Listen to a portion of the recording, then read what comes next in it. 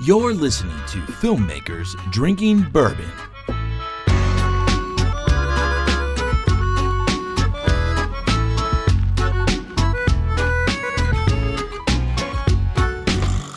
Hey, what's up, Internet? This is Brandon. And this is Alex. And we are Filmmakers. And we're also drinking bourbon. Cheers, buddy. Cheers. All right. So, what's this guy? Well, we're back to where we started with the Old Forester. Yeah? It's affordable, it's tasty, and it's 100 proof. All right, back to the beginning. All right, excellent. Let's try it. Go for it. Tastes familiar. Yeah, it's good. It's like old friends getting back together. Speaking of which, we haven't hung out in a while. It's been a few weeks. Yeah, we're like we actually had to do like a couple on locations. Yeah, which I think is a good thing. I think it means that we're busy and working, and it means that we are really filmmakers. We're not just podcasters. Yes, we're actually out there in the world creating things.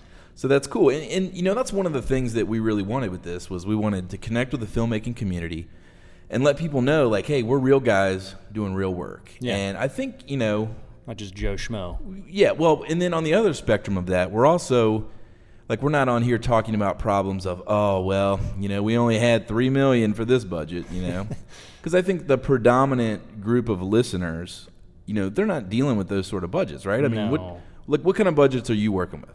I mean, a big budget, like a big, decently budgeted commercial type project would be what, 50 to 80 grand, something like that? Yeah, I mean, that's definitely what we're seeing a lot is, you know, and it just depends on the work, you know? Yeah, I mean, music videos could be, you know, sub 10 grand. Yeah. And you're trying to create a really flashy product to help, you know, sell a new musician. It's tough. Or, I mean, you know, if it's a cool product, you know, might be getting a call to do, we did something really cool for a company that needed a Kickstarter video.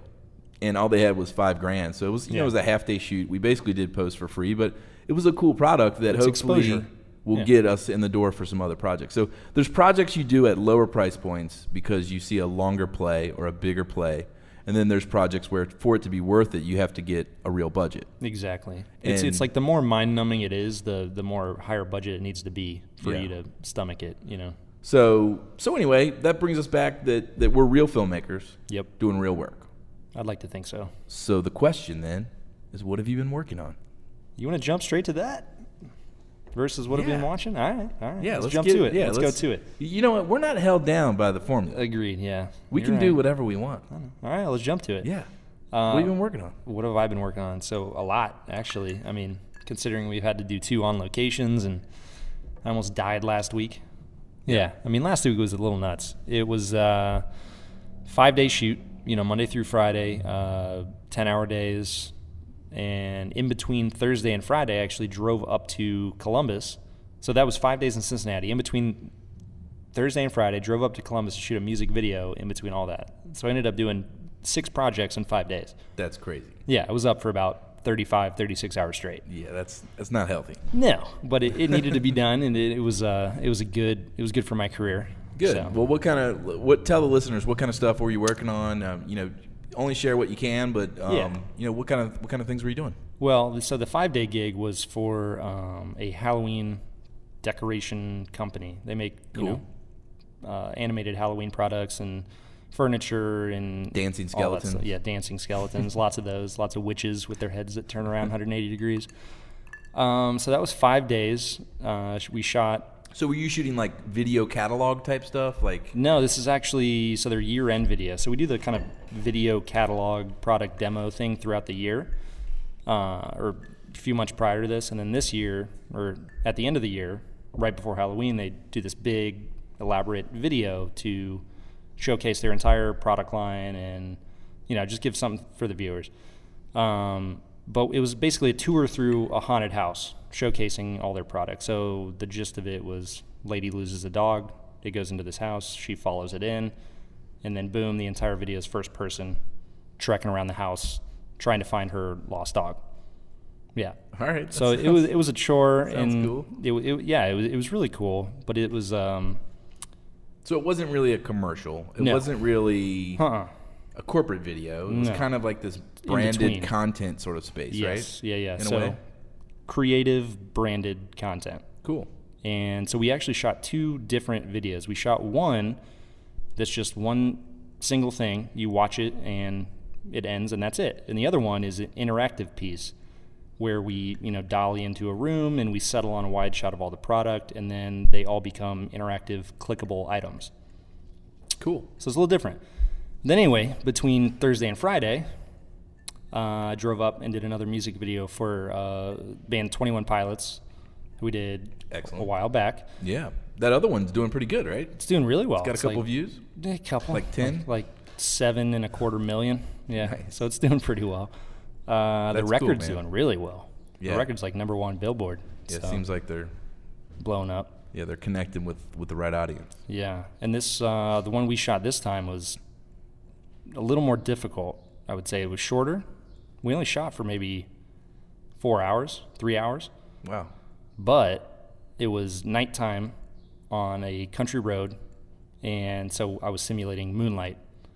And if anybody's ever done that before, it takes a lot of light. If you're doing this, vast wide shot of 3 actors walking towards you on an abandoned road, and there are no lights, and there's no full moon, you gotta create it yourself. So what was your approach? Let's walk through that for a minute. Let's take a little breakdown for the audience. Breakdown? Yeah, give us a breakdown. How'd you approach that? So I'm at one end of the road, or kind of in the middle. Actors are facing us, and there's a tree line at the far end of the road, back in the distance. And so the initial approach was, okay, I need one giant source to start off with. And so we got a condor, or a cherry picker, a crane, a construction crane. And in the basket, I'd mounted a 18K HMI. Okay. So giant light. And daylight balance? Daylight balance, okay. Yeah. HMI is all daylight balanced. So, yeah. And so I was tungsten balanced. So it created this blue cast for moonlight. So we sent that up in the air. And originally I'd requested an 80-foot articulating condor, which is a decent height. It's like a middle height. They sell 60, 80, and 120s. So the only thing that we could afford budget-wise was a 60-footer. So we had to kind of make do. And we get there, we mount it. We actually don't mount it first. We send up the basket to see where we can put the light. And it's about 15 feet shy of reaching over the trees, which is really frustrating. Because now we're like, okay, well, we can't get a backlight. What are we going to do? Because you needed it to go over the trees. Over the trees in order to actually hit the talent. So I walk around back, and I'm walking the tree line, and I end up finding this little hole, maybe 20 feet wide, that we can potentially peek the 18K through and hit the road. But on the other side of that hole, there's a branch, dead center. So the light goes through the hole, it hits the beginning of the road, gets broken up in the middle, and then hits the end of the road. So throughout the entire song, they're kind of walking in and out of moonlight, which is not a bad effect, but Sure. It's just not what I wanted. So you kind of dealt the hand play the hand you're dealt. Right. So what were you guys shooting on? We were shooting on Red 1 Okay. MX. So ideally, I don't like to rate that thing higher than 320 ISO, but we were shooting at 800 because we were in pitch black. Right. And then we were shooting on super speed lenses, which they go up to a 1.3, so it's super wide open, but I was shooting a 1.32 split most of the time at 2. So I didn't even have to open up all the way, which is nice. Did you consider going into the project of using a different camera? Like, some of the stuff that handles the low light a little better? Like, where did you land on that? Well, ideally, I wanted to shoot it on Alexa because at 800, that thing's perfect. It's great. Ideally, you always want to shoot on Alexa. Ideally, if the budget allows it, I always want to shoot on Alexa. But the budget did not allow it. So we shot on Red 1 with super speeds, and it was fine. I mean, we had that 18K as a backlight. We had an M40, which is a 4K HMI with their max reflector in it from Arri. It's beautiful, beautiful light. We had that off to the side as a bounce into a 12 by ultra bounce, and that really just brought everything up. So it was a good shoot. I mean, the entire thing's just 3 dudes walking towards camera. I'm tracking backwards with a easy rig. No transformation into werewolves or No, this Michael is not, Jackson style? No, just simple walking. But yeah, I had an easy rig to help take the weight off. So it's basically just a bungee cord attached to a backpack. Yeah. That takes all the weight off your shoulder and your arms and puts it on your hips. Cool, so man. It was cool, yeah. I mean, going back to the Alexa, the 5-day gig that I had to take a break from to go up there was Alexa and super speeds. Sure. So Yeah, I got my playtime. You got not only your playtime, but you also got to work out. I got to work out for sure. Those things are not lightweight. No, I mean, those things are fully built out. It was like 40 some pounds. Yeah. So, and you're carrying that around for 10 hours a day for 5 days, and you end up pretty sore. That's crazy. Yeah. Well, that's good though. But you've been working. Been working. That's yeah, what matters, right? getting content created. What about you, man? Man, this industry, it's all feast or famine. It seems like, and, cyclical. And just a couple weeks ago, you were like, "Man, things are slow," Very, and then all of a sudden, you're like, "I need a break." And so we were kind of on the opposite of that. Things were ramped up, and then, most recently we had a little bit of a dip, so things have been slower. A lot of estimates, a lot of pre-production. One of the things that I want to talk about is sometimes projects, they just don't pan out the way you think. So we had a project that ramped up, went through full pre-production. I mean, we hustled. In 24 hours, we landed talent, location, crew, the whole deal. We drew storyboards literally in 24 hours. What was this for? Craziness. Project I can't really talk about. Oh, gotcha. It was with an agency. Yeah. And it was going to be a ton of fun. And then at the 11th hour, while being presented the storyboards, the end client, not the agency, but the end user, decided that they were going to hold off on the video for now. And just not even do it. Well, they're going to just postpone it. Jeez. So hopefully it'll be next month. That's but crazy. Literally in 24 hours, we secured talent. So we did full casting. Yeah. Location, full scouting. Wow. Full crew was on hold. Gear, the whole nine, and we had storyboards fully illustrated. That's insane. Oh, it was crazy. In one day. So what I learned from it was, A, you can do a lot in a day. Yeah. And B, that you don't always get what you want, or sometimes things kind of, like life happens, and that's okay. Mm-hmm. But, the thing that I think we can take away from it in our industry, and to all the listeners out there, it just shows how important it is when you can get a project or a client that is ongoing and consistent. Yeah.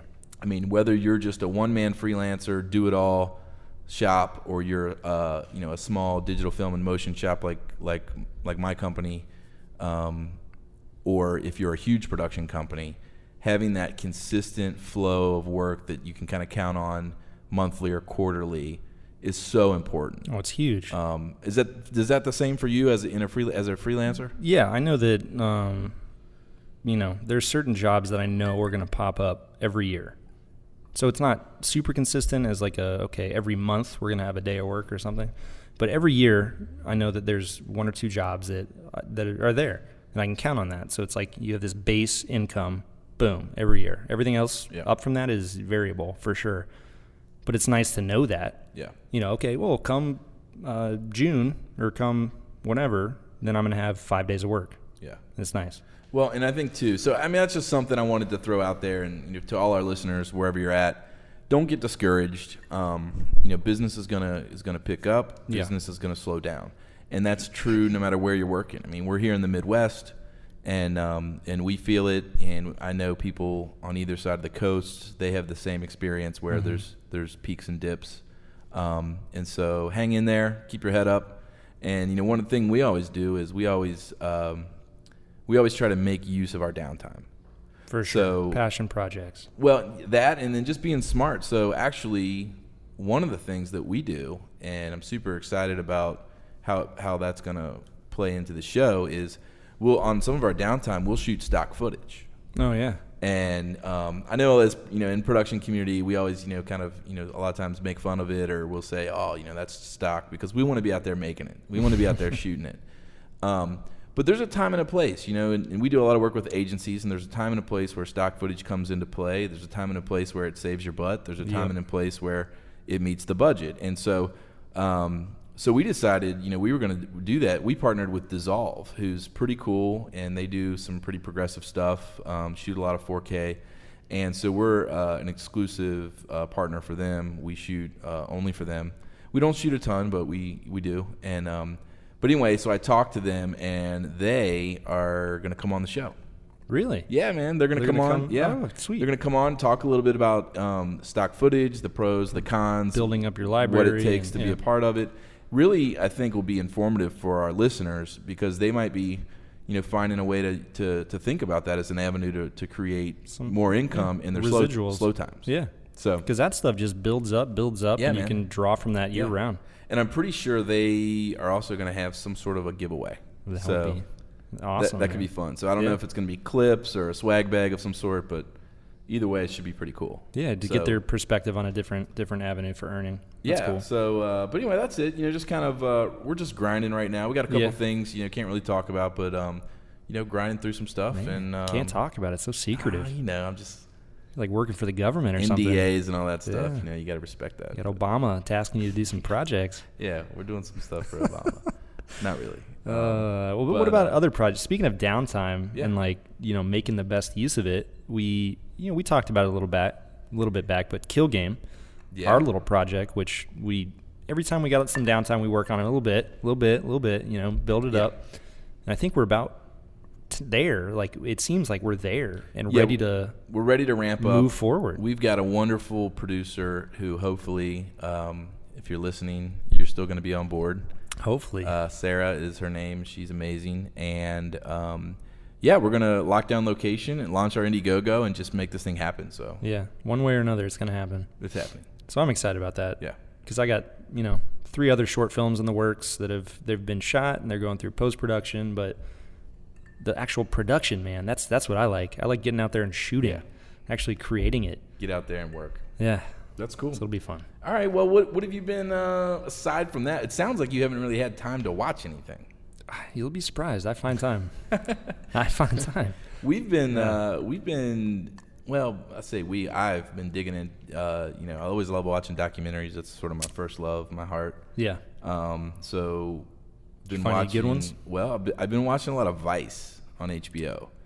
That classifies as documentary. Yeah, for sure. Absolutely. Yeah. And I just think they do such a great job and very interesting. They kind of dig into different things and topics. So I finished season 1. Went back and watched those. Some of those I've seen, but I watched them, and I'm in season 2, and I just love that format, and they do a great job. So I've been watching that. As far as features, I watched Short Game, which is Netflix picked it up. It's about kid golfers, the best kid golfers in the world.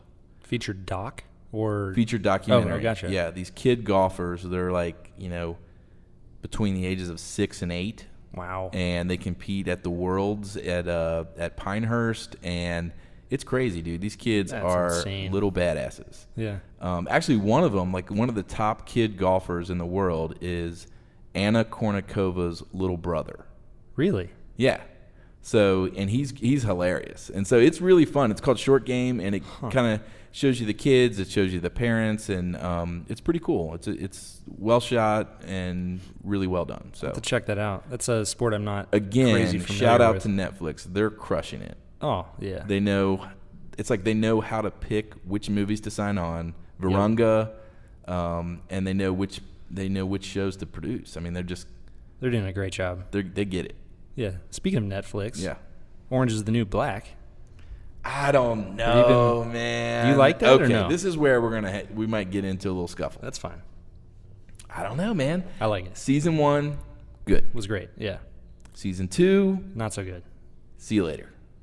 Yeah. I don't know if I even want to watch season 3, but then one of the production coordinators that we work with, hollered out on Twitter about season 3, and I was like, season 2 was kind of meh, and then she was like, season 3 might be better than season 1. It's good. We've now watched all of it. I'm on the fence. We haven't watched all of season 3, but we've watched the first 2 episodes at our house, and we're back into it. I mean, you're right. Season 2 got us. It was a little slow and it was a little boring. And I think I didn't like season 2 because they got rid of what's her name, the redhead from that '70s show. Oh, then you'll like season 3. She was minimized, which was kind of I felt like their little love story really kept the show moving and interesting, and it had that tension between just all the craziness of how she even got into prison. And then all of a sudden, season 2, like, it wasn't even about, it's Tyler, right? Is that her name? Tyler. Who? The main character? What's her Piper? name? Piper. Yeah. Sorry. It's like season 2 wasn't even about her, and it was like all There's that all these stuff side with stories. Red, and I didn't it was kind of Well, all I can say is, dude, start season 3. Watch episode 1, and you'll be back into it. So season 3 is all right. Yes, it's good. It's good. All right. I was hesitant to start it too because I was so thrown off by season 2, Sure. and then the lady was like, "Hey, we gotta do it. I love this show." We watched one episode, and we're like, "All right, next episode, let's go." Yeah. It's that good. Speaking of Throne, yeah. Do you watch Game of Thrones? I can't get into it. I love it, and I can't believe that you can't get into it. I'm gonna go ahead and make a ridiculous statement. Go ahead. I know that's not maybe uncommon for me. Go ahead. But I'm gonna go ahead and throw it out there. Movies, TV shows, anything where somebody wears a robe, you hate it. Is horrible. You hate the fantastic. Horrible. You are grounded. Horrible. In Harry reality. Potter, horrible. Bad. It's Lord great. of the Rings, awful. No. Star Wars, Amazing. stupid. I mean, if you're wearing a robe, it is just horrible. A robe. It's not like they're wearing a bathrobe or I don't something. know, They're dude. like It's just weird. ordering for a me. pizza and answering the door. Let's put this one out to the They're like listeners. fighting Can for we throw galaxies. this one out to the listeners? Go ahead. Because so far, from what I can recall, Yeah. last time everybody agreed with me that superhero movies suck, I don't know about everybody. minus The Dark Knight. You One need exception. to bring that up. One exception. Nah. So listeners, if you're out there, here's the new debate: robes or not, in or out. If it's an old show where you're wearing capes and robes and garb, period pieces. Yeah. Medieval. Are they good, or do they just suck? I think that they will agree that they're fantastic. God damn it. I know it, man, because everybody watches Game of Thrones. Game of Thrones is unbelievable. But then you even go to other things like why? The Tudors. Tell and me, why should I watch Game of Thrones, Vikings, or any of that crap? Because they have some of the best character development and storytelling and cinematography of any show ever.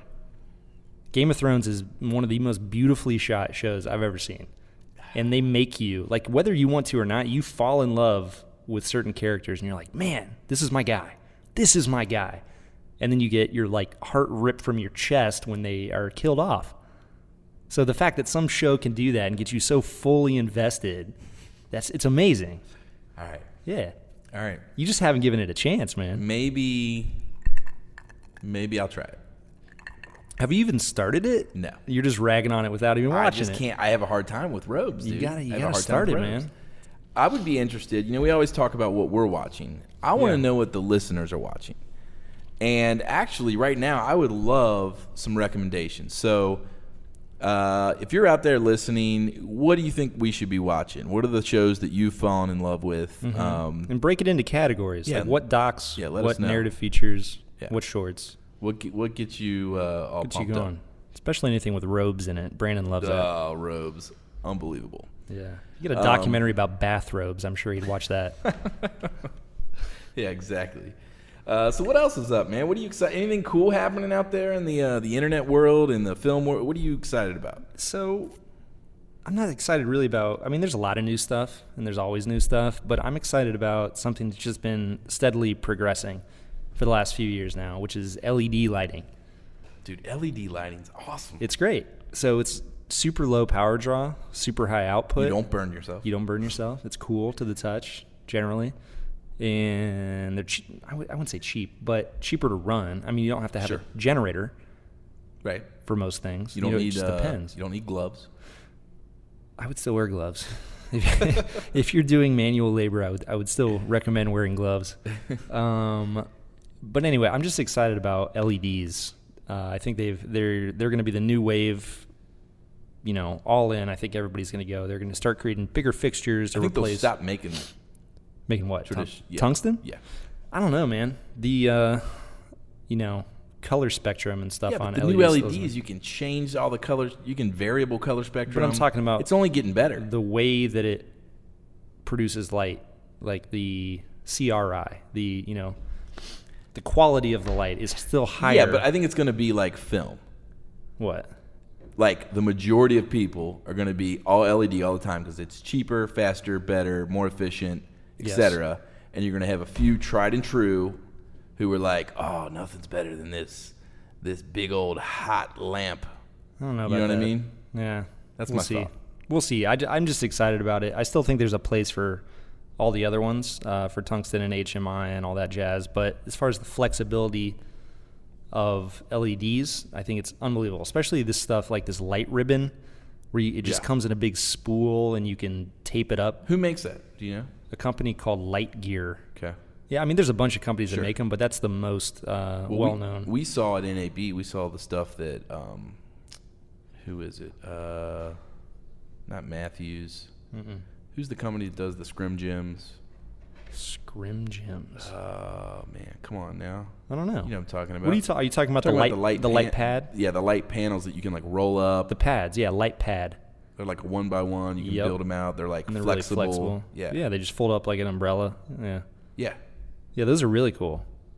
Yeah, I mean they're just making it easier for you basically. You can do that yourself. You can duct tape them to the wall. You can put them in and they're like wherever. waterproof and you can crush proof. You can step on them. Roll over a truck. Now there's some other the other LEDs we saw in AB had the like the phosphorus plates where it literally wouldn't even show up until you throw in the phosphorus, and then all of a sudden, bam, crazy light. Yeah, what is that? Those are cool. The Cine something, Cine Marks, Cineo. Yeah, Cineo lighting. Yeah, I think they were dope, dude. Yeah, they were sweet. This phosphor luminescent panel things. They were pretty rad. Those are cool. Yeah, I'm just excited about the light ribbon. Well, you can just spool it out and throw it onto a card, Velcro it to the ceiling, and you've got this ultra low profile, high output source that can run off of like a 9-volt battery. Yeah. It's crazy. Well, I mean, we've worked the hell out of our little light panels. Your 1x1s? Yeah. We use those on everything. They just get the job done, you know, like, and they work. Tuck it into a corner, throw a V-mount battery on it. I did this medical gig. Didn't have a ton of budget, so unfortunately I wasn't able to bring on DP and drips and gas. That's why I didn't get a call, huh? So it was an internal gig, and I was flexing my DP muscles a little bit. And actually, you'll be proud of me. I did. Will I really? I think you will. You'll be proud of me. So I approached it, and I needed the light to be a little somewhat soft. Yep. So I threw up my my 6-foot diffusion. The big fold-out one? Yeah. Yeah. Threw that up. Okay. And it wasn't like a full book light setup, but it was kind of like that. What'd you do? Bounce it off the wall and then through the... No. I just threw both LEDs behind it. Yep. And created just a big source of a really soft light. Nice. And it worked great, man. It looked good. Did you have be proud of me. Diffusion in the... Yeah, I doubled. Yeah, I doubled it up. Yep, I had some like opal in the LEDs themselves, and then punched it through the big old diffusion, and it worked great. There was like no shadows. It looked even. It was pretty. That's awesome. Not bad, right? I am proud of you. There you go. Without even seeing it, I'm proud of you. Now that you're implementing techniques that you've picked up. Pretty soon, I'm out of here. I'm worthless. No, there's always room for you on the podcast. I'm worthless. Oh, man, that's well, funny. you know what I'm excited about is Adobe CC 2015, baby. All you post guys. It just dropped. All you post guys. So what's new with this one? Man, we've made the update. What are they making easier? Well, we've made the updates, and so there's multiple things across the board, but in Premiere specifically, where me and Anthony work, he's our lead editor on LeapFrame. Yeah. They've added a couple things. So the biggest feature that is pretty jamming is the idea that they've created these panels now. At the very top, they have different panels that you can click, and it immediately gives you a setup for like assembly or effects, and just makes it very easy, quick, and efficient. Don't they already have that though? Yeah, kind of, but not like this. Like Windows setups? Sort of, but this one's like quick, but they're right there. You don't have to hit any drop downs. They're just right there. Gotcha. And one of the new things they did is on their color tab or color panel, they've added a bunch of features that were actually in SpeedGrade. for color. Weird. So is speed grade gone now? No, but they've really amped up color correction tools in Premiere. Wow. So you can an all-in-one. Yeah, you can do a lot of things faster, better, quicker. They've got a bunch of base LUTs that you can work from. Like, it's definitely, you can now grade and really do some stuff in Premiere, which is great because we don't always have the budgets to send them off to colorists and that sort of thing. Sure. And so sometimes you just need to kind of, grind it out. And balance so, it and do it yourself. Yep. The other thing that's kind of interesting, which we're going to experiment with, is they have this new function in editing called the morph cut. I saw something about that. Dude, it's witchcraft. It looks insane. Witchcraft. I couldn't tell. I watched them blend two clips, and you can't see the edit. Yeah, so basically it samples the clips, and as long as an interview, if you have a shot where let's say it's pretty much got to be a lockdown, and the talent, let's say the talent is whatever direction they're looking in, you've got to be in the same direction, whether it's looking at camera, looking left to right. The next clip you're cutting to has to be the exact same angle. Yeah. As long as it's the same angle, let's just say it's a different take, but the same angle. Let's say the talent's looking at the camera or the talent's reading a prompter. If you go from take 1 to take 2, or there's a jump cut, yeah, you can basically find your sort of space where that cut would happen naturally, or like where you would, otherwise it would be a jump cut, and you can drop on what's called the morph cut sort of feature. It analyzes it. Kind of like maybe the warp stabilizer. Yeah. It analyzes the frames, it analyzes the facial recognition where it's at, and essentially makes it seamless. Just blends them together. No more jump cut. So, for example, say somebody's talking about a glass of bourbon. Sure. And they're like, this glass of bourbon is great, and, it tastes fantastic. Yes. And you could cut out the yes, and then blend the two cuts together, Absolutely. and they would say, this glass of bourbon is great, and it tastes fantastic. and it would look natural. Wow. And you wouldn't have to cover it. And so essentially, I think what Adobe has done is, in certain cases, not every case, because if you're moving on a slider or you're the angles change, you're still going to have to cover. But if you're in a prompter scenario or a straight-on scenario, they've essentially created a save your ass function. I just wonder how often. That's probably going to get used a lot now. I would think so. Yeah. I don't know. We'll see. So morph cut, dude. It's voodoo. Just, post witchcraft. Yeah. So Crazy. that's cool. We're pretty stoked about that. Is that free, or do you have to pay more for that? Well, or? if you subscribe to the Creative Cloud, it's just part of your gig, part Sweet. of your deal. Well, they're just making that even more enticing now. Dude, Creative Cloud is the jammer. Yeah. Was it like $50 full suite? I don't even know, dude. I think it's $50 full suite for a month. It's worth it. It's crazy. Yeah. If you're a student, you get it super cheap. Yeah. Like $19.99 or something like and that. I could see a lot of students using morph cut. Yeah, absolutely. Save their butts on some For interviews. sure. Yeah. Oh my God, that's funny. What about cool. So you've been watching stuff Netflix? I've been watching stuff Netflix. Have you been into the theater recently? Man, the last movie I went to see was that stupid Iron Man crap. Iron Man. The Avengers. Oh, Avengers. It's horrible. Yeah, we don't need to revisit that. Let's not we know how you revisit that. feel. Yeah, no. We know how you feel. No, man, I haven't had a chance to get out and do that whole thing. So no. I want to go see dinosaurs, Jurassic Park. Ah, you do? I want to go see it just to, The first one was dope. When it came Yeah. out, it was like, what? I love that movie. Yeah. A lot of people don't, I've but heard, it's I've heard getting good and bad. I've heard a lot more bad than good. Seems honestly. like Chris Pratt is becoming America's sweetheart at this point. Yeah, he's just an all-around action Everybody hero. loves him. He's a good dad. He's a man of faith. He's a blah blah blah. Yeah, he's just the good dude. It seems like, and he likes to Which is cool. drink beers and be an American. Yeah. So, but yeah, he's released a bunch of statements about how I just need to do as many big movies as I can before I am done, and then go coach my little kids' sports leagues or whatever. And all the girls are like, oh, how nice. Yeah, He's married Which is to only Anna gonna- Faris, right? It's only going to get him more work. Isn't he married to Anna Faris? I think so. She's not related to me, by the way. Really? I mean, she might be. She might be She distant. probably gets her looks from me. Distant. She gets them from you. Yeah. Not the other way around. No, absolutely not. I'm probably That's older funny. than she is. Yeah. Anyway, but yeah, I want to go see it and see what it's all about. See some giant dinosaurs eat some people. Yeah, man, it's always good. Chris Pratt saved the day. Yeah, it's cool. I'm down. So anyway, cool, man. Well, I mean, sounds like a lot's been going on. Yeah. Oh, you got exciting things coming up. I mean, what's gonna? Are we gonna be able to do a podcast next week? We are probably earlier in the week because later next week I get taken off the market. Ah, that's right. Yeah. I know this because I'm gonna be there. Because you're actually gonna be performing a very I'm officiating important function. Your wedding. You're officiating my wedding. You're getting married. I'm getting married. I guess technically I'm marrying you. You are marrying me. I think when I asked you to do it, I said, "Hey, Brandon, will you marry me?" Will you marry me? Yeah. And I was like, absolutely. Absolutely. Oh, wait, you mean officiate? Yeah. Well, yeah, I'll do that too. Yeah. No, it's gonna be fun, dude. Yeah. Yeah, it'll be a good time. Great girl.